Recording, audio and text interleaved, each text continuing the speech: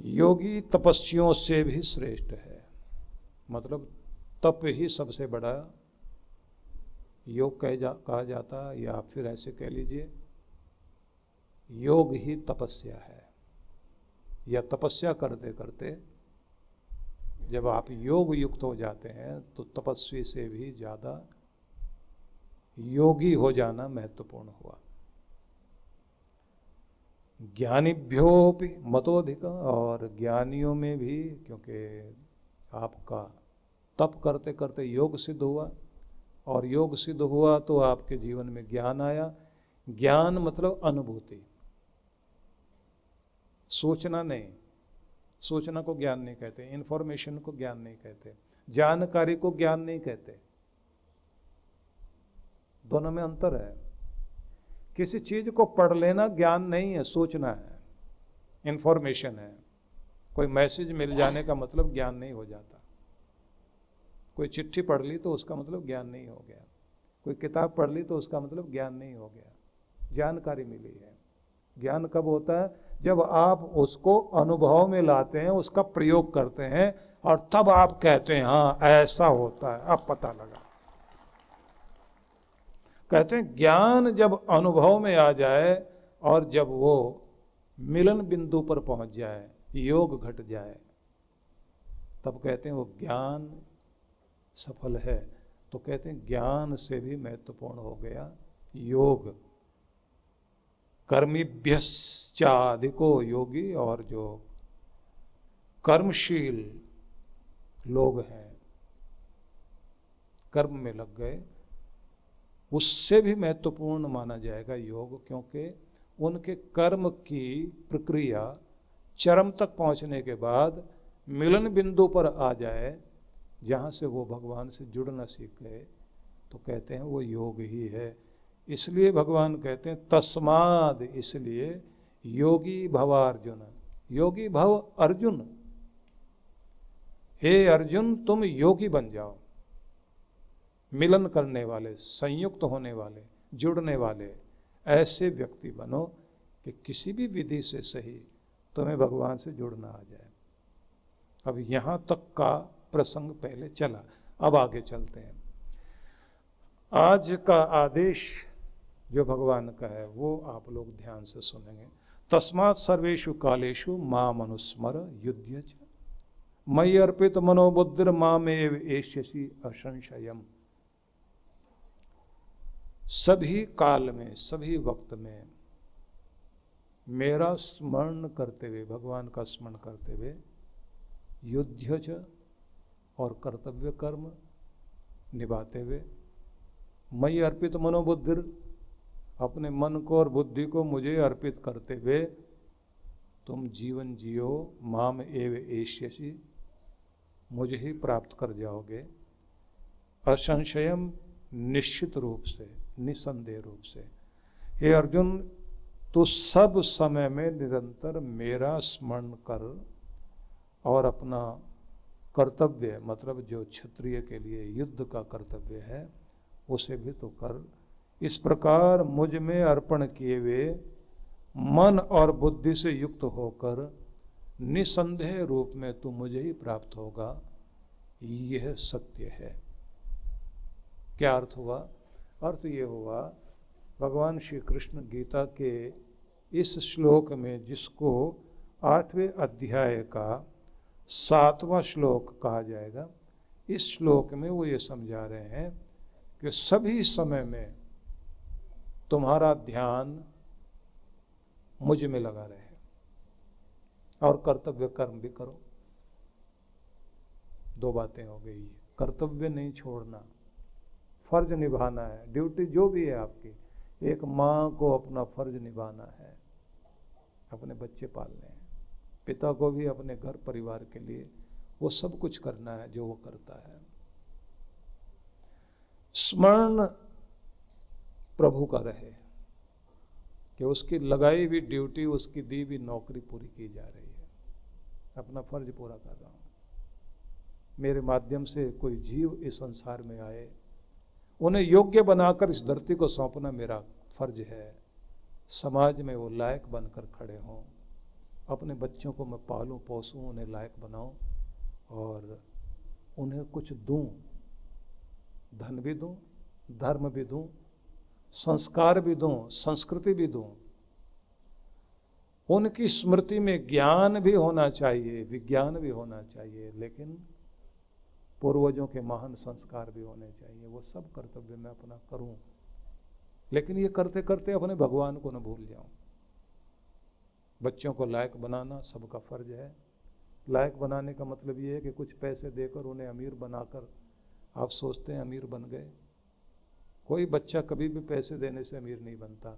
जब तक आप उसे कमाना नहीं सिखाते, धन देकर अमीर नहीं बनाया जाता, कमाना सिखा करके ही बच्चों को अमीर बनाया जाता है। आप उन्हें कमाना सिखाइए। बेहतर जिंदगी देना चाहते हैं, बेहतर जिंदगी जीने का शऊर दें, तरीका दें उन्हें, वो शिष्टाचार दें कि बेहतर जिंदगी कैसे जी जाती है। बेहतर जिंदगी के लिए बढ़िया कपड़े, बढ़िया आभूषण, गाड़ियां, नौकर चाकर देकर बढ़िया जिंदगी नहीं। बढ़िया जिंदगी वो कि जिससे वो अपनी वो चीजें कमा सके, सम्मान कमा सके, लोगों का प्यार कमा सके, दुनिया में सिर उठाकर जी सके। वो सब संस्कार देने की जिम्मेदारी माता पिता की है। और इसे कोई किराए का व्यक्ति नहीं करेगा। किराए पर आप कोई ट्यूटर लेकर आए, किराए पर आप टीचर लेकर आए, किराए पैसे देकर आप कोई बड़े स्कूल में आप भेज दें, जब तक आप खुद नहीं जाएंगे। ईरान के बादशाह को इच्छा हुई कि मैं जिस उस्ताद को बहुत आदर से लेकर आया था अपने बच्चों को संस्कार देने के लिए, पढ़ाने के लिए, देखूं तो सही मेरे बच्चे ठीक पढ़ रहे हैं। देखने गया, खिड़की से झांक कर देख रहा है। पढ़ाने वाला जो उस्ताद था, शिक्षक, गुरु, वो उठकर पानी वानी पीने के लिए बाहर गया था। आया तो जैसे ही कमरे में घुसा तो उसके जूते, एक चप्पल इधर एक चप्पल उधर गिरा, जाकर बैठ गया। उतनी देर में बादशाह का बेटा भी बाहर से पानी पीकर आया था। उसने देखा कि मेरे उस्ताद के जूते इधर उधर बिखरे पड़े हैं। बड़े प्यार से उसने उसको उठाया और हृदय से लगाकर बहुत प्यार से एक तरीके से उसे रखा, और रखने के बाद अदब से आकर, शिष्टाचार के अनुसार आकर, पूरे मैनर्स के साथ वहां इजाजत लेकर बैठ गया जहां वो बैठकर पढ़ रहा था। उस्ताद ने भी देखा और देखकर कहा, बस तमीज नहीं छोड़ना और ठीक से बैठो और अपनी किताब खोलो। बच्चा और सबके साथ वो भी किताब खोलकर, अपनी पुस्तक खोलकर बैठ गया। अब इधर बादशाह वहां से चलता हुआ अंदर पहुंचा, क्योंकि बच्चों के लिए द्वार अलग था जहां से वो हॉस्टल में अंदर जाकर पानी वानी पीकर आते थे, जिधर से जो है उस्ताद भी जाता आता था। और बाहरी लोगों के लिए मुख्य द्वार जहां से होकर ये बादशाह आया। जैसे ही अंदर घुसा सब खड़े हो गए, टीचर भी खड़ा हुआ। अपने देश के राजा को सम्मान देना था। अब बादशाह अंदर आकर कहता है, मैं देखना चाह रहा था कि आप क्या पढ़ा रहे हैं, आपने मेरे बच्चों से जूते उठवाए।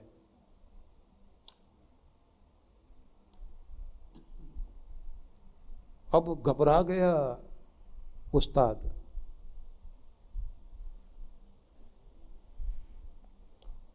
और बादशाह ने अपने बच्चे की तरफ देखकर कहा, मैं सोचता था कि तू यहाँ किताब पढ़ता है,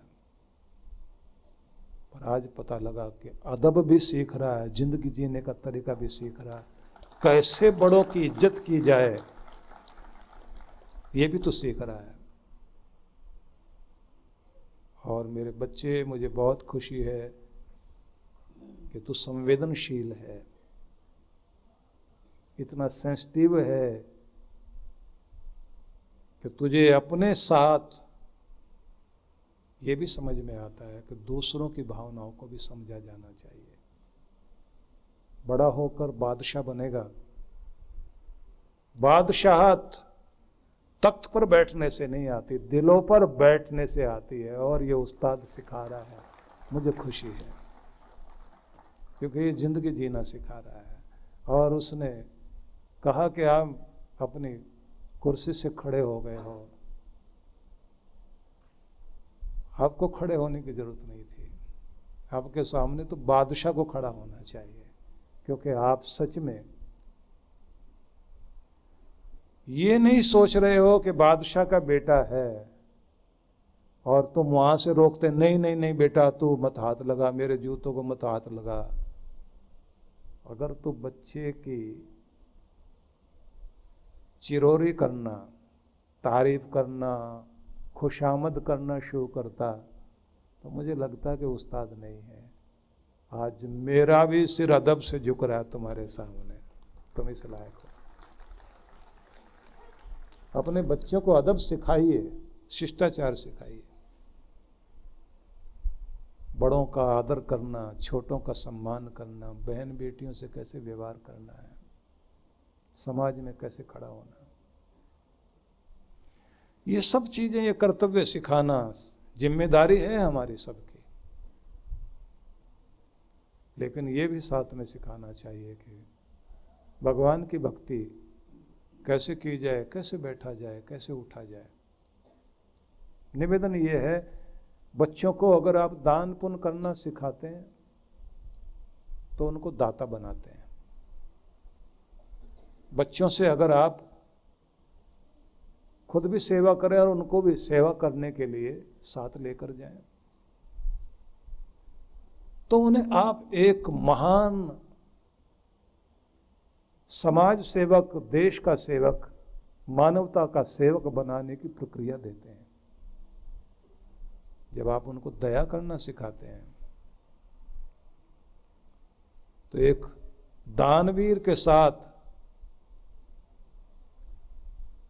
आप उसको वो दयालु भी बना देते हैं, जिसकी इस धरती को बहुत जरूरत है। क्योंकि इस दुनिया में निर्दयी बहुत लोग हैं, दयालु लोग नहीं हैं।